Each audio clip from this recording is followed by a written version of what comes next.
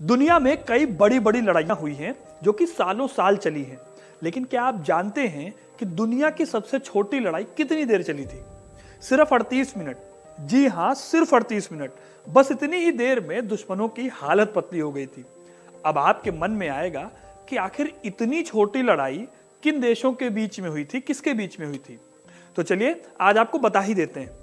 यह युद्ध हुआ था ब्रिटेन और जंजीबार के बीच में। जंजीबार आइलैंड का एक ग्रुप है जो कि अफ्रीका के तंजानिया के पास पड़ता है।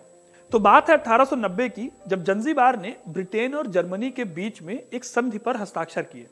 इस संधि की वजह से जंजीबार ब्रिटेन के पास चला गया और तंजानिया का एक बड़ा हिस्सा जर्मनी के पास रह गया।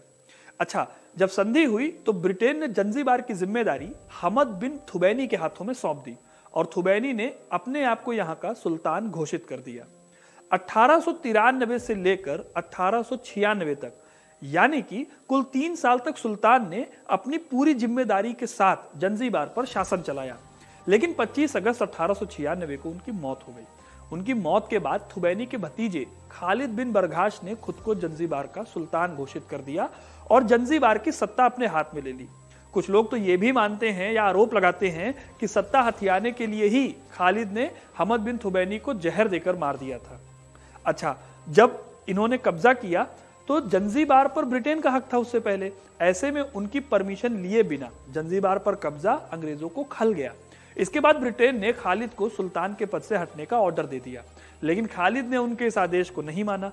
जाहिर सी बात है, ऊपर से उसने अपनी महल की सुरक्षा के लिए चारों तरफ से करीब 3000 सैनिकों को तैनात कर दिया। यह बात जब ब्रिटेन को पता चली तो उसने एक बार फिर से सुल्तान को पद छोड़ने को कहा, लेकिन खालिद ने ऐसा करने से मना कर दिया।